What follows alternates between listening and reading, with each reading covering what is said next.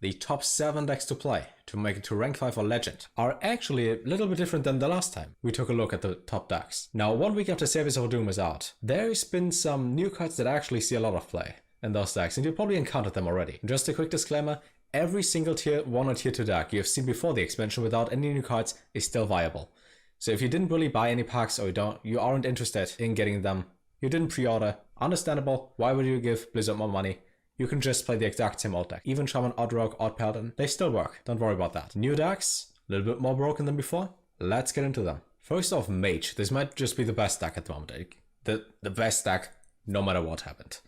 Aggro Mage is just so insanely stupid and aggressive. You can't really lose playing it, unless your opponent just rushes you down, which also doesn't really happen. Now the problem about Mage is why it is so good.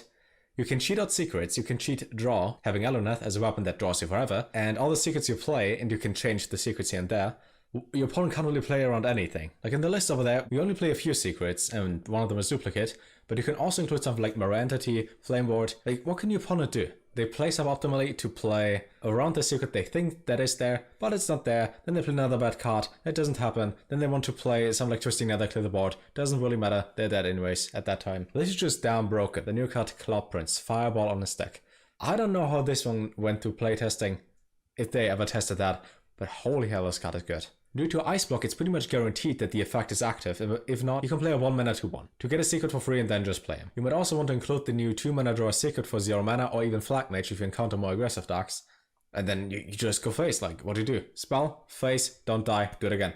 So by far the most frustrating deck. The reason this one has Eater of Secrets in there, and the reason why I crafted that in Golden for Marina Lock and for pretty much any other deck, is there are many mages. So cards like Kazan, Mystic, Eater of Secrets, what you want to have in your own deck or even in that deck to counter the other mages. But let's see what else we can play besides Mage. We go right to Druid. You can now play Overflow, meaning you have Ultimate Infestation but 3 turns early. You don't deal 5 damage or get 5 armor, but you still draw the 5 cards, which is pretty much your game-winning move. Now because of Anubis Defender and also Arcane Tyrant, you can play those cards for free. And having a 7 mana, draw 5 cards, and then summon 4 4/4s / 3/5s, whatever, that is really powerful. There's one downside to this deck. The downside is, your win condition is Jade Idol, right? You just cycle through your deck, you play Jade Idol, you're infinite, you have Jades, you're faster than your opponent, you have mana ramp and all that. The thing about Linecracker Druid kinda only works until now and then doesn't really work afterwards, is Skulking Geist. Skulking Geist is probably going to be an auto-include in most decks from now on, which means your Jade Druid kinda has to win without the Jade Idol. But that wouldn't really be a problem. I mean, against aggressive decks don't play that. You just crush them playing that. Against control decks, well, maybe they play Odd Warrior and then they don't have it. Now, it might be a little bit too much to have double Ultimate Infestation and double Overflow. At least I thought so. But keep in mind, all you want to do is draw one of them. You don't want to be on turn 7 or be on turn 10 and have nothing to draw. You just play 2 copies of one card to draw them once. Next up, we got Even Warlock. Not Renal Warlock. Renal Warlock also works, but let's focus on Even. Now we know that we can cheat out giants. We can just tap twice or tap 3 times, play a Mountain Giant for pretty much free. I mean, a 3 mana for an 8/8, that's not much. We also have Twilight Drake and Face the Shambler, I mean, that's just lots of value. Shadow Flame clears the board, and if you face anything aggressive, well, they have to play around 15 health, because then you can play 4 mana 7/7s. The reason why this deck is so good now, because we have Siphon Soul, but on a minion, without the heal effect, we take damage, which is good for Molten Giant.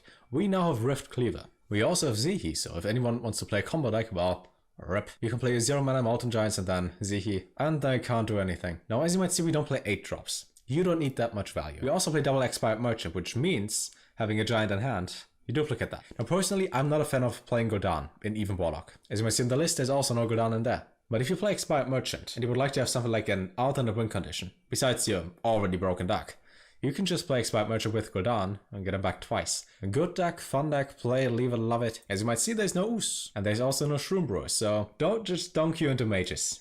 And if you do, survive 1 turn. Maybe play Kazan, Mystic, or Eater of Secrets to ignore their Ice Block, to just go through. Now to Shaman. This deck got everything, and I mean everything. You play Quest, new card. You play Arena, makes it more fun, 30 different cards. You play Board Clears, Draw, Heal, Summon, Shadowwalk, Step Back to Reality with Grumble. This deck is great, but also a little bit unreliable in terms of what card exactly do you draw. If you just play Shadowwalk without the Reno package, you know you have double hacks, you have double this, double that. In this case though, it's a little bit more unreliable, meaning just believe in yourself and you can do it. The one problem I personally see is card draw. Now you do have cards that draw stuff in here. You have Patio, you have Farsight, you have Mana Totem, but you have to also draw that card that draws you more cards. Which is why I personally might want to include Finlay, just for the early stages of the game. I'm aware that we do play the quest that changes our hero power and makes Finlay pretty useless afterwards, but I really enjoyed playing Reno Shaman last expansion with having Finlay to maybe get the Warlock hero power, and then tap draw cards. I would also suggest, if you play this deck, that you test how does it work with or without playing something like Novice Engineer, maybe Cold Light Oracle. I know that Shadowwalk replace the Battlecry, but who cares? If you're going to win the game anyway, so you might fatigue for 2. You get the Reno Battlecry from Shadowwalk anyway, so who cares if you fatigue for like 5 and then heal again? Storm Chaser makes our board plays and Earthquake more reliable. Reno heals, Healbot heals. Skulking Geist beats all those Druids. Seems like a good deck, and a fun deck. And you might want to include some other Battlecries from the new expansion, just to have more fun, because it is a game. But this video is not about just fun, this is about competitive decks, and this is one of them. Now a new deck that is kind of old, but it's still new, because no one played that before. A Bolster Taunt Quest Warrior. It is a quest but not hack the system. It's Fireflip's Heart. Now the list is by Reno Jackson and he got to Legend playing that with a 60-something% win rate. It's insane that this one actually works. It looks kinda bad, but Into the Fray buffs your whole hand by +2/+2. Armageddon has the same effect every single turn when it doesn't get removed. Even if you're low on health, you can just play LA Armorsmith. You buff that guy to like 8 attack, he hits, heal for 8. You have so much taunt in there. No rogue or paladin would like to play against you. We have enough draw with Questing Explorer, with Battle Rage, we got Target Dummy. In golden he waves at you. Now we don't need any 1-drops because obviously we play the quest on turn 1, and if you face anyone who plays a more control heavy deck, well, you have a Ragnaros shot. You also have double brawl, meaning, well, you'll probably hit your target, the opponent's face. The only thing which might make this deck a little bit worse is, it's kind of a new deck. You don't really understand it immediately. You have to play like 10, 20, 30 games to fully understand what to mulligan for, what to play, and if you keep a certain card or not in a specific matchup. That being said, enjoy that deck because it's really quite fun to play. But let's move on to Rogue. In this case, Death Little Rogue. As you might see, we play Pharaoh Cat, and well, that card is not needed. Play Swashbucklers, play something else. I'm pretty sure the card is just in there for the meme or to get card to Defender. But yeah, the whole random aspect is probably just to have more fun. This deck works for 2 reasons. Number 1 is Umbra, number 2 is Anchor. And also your Death Rattle synergy with the weapon and stuff like that. It's actually insane. If you play Anchor on turn 5 and you have like 2 good Death Rattle minions in your hand, let's say Sneeds, if you want to include that, and let's say Sylvanas, they still have the exact same effect, and their stats don't really matter because you care about the effect. On turn 6 you just play Umbra on them, or this into Necroom Vial, or the weapon to trigger the Death Rattle. I played a similar version myself. It's really fun, really enjoyable. And even if you face aggressive decks, you can just win by turn 6 by having so much value that they just can't remove that. And they throw their 1 fireball face and you hit them for 20 and the arena's over. There's also the nice little synergy between using the cube on Leroy, then popping that twice, hitting him for 24 on the face. Downside is though, this deck is quite expensive, as you might see. And personally, as I would add Sneeds, I would make it more expensive. And a second Necroom Vial. That might be a little bit too much. You also have to keep in mind, you can't lose against aggressive decks in the early turns, which is the downside of this deck. But anything that is not a board-centered aggressive deck might just lose against this. Make Anchor great again. And lastly, a deck that pretty much everybody in the wild community complains about, but you guys still seem to play it. Some of you actually DM me how they got to Legend playing Big Priest. Happy about it. Anyways, it's Big Priest. Now that Mage is number 1, we can probably say that we all hate Mages and Big Priest is fine now. Even though Barnes on turn 3 into Yasharash is still a little bit too much. For all of you who like Big Priest, and there are quite a lot of you who like that, updated list. Now as you might see, there's 1 new card, and there's Plague of Death. Animation looks great, but that is not the point. As you might see, we only play 1 Spirit Lash in here. With we, I mean you guys, because I don't play that. Because there aren't really that many aggressive decks at the moment. Or at least on the given day where the person made the deck list for the meta. Maybe there was a lot of Reno Warlock. Personally, I think Mass Resurrection might be a little bit too greedy, as it is 9 mana. So you might want to substitute that for a second Spirit Lash. Or something else for the early game, but if it works, it works. I mean, this into Vargheth, 9 mana, full board, lots of fun and interactivity. Just don't let the opponent play Treachery on Doomsayer.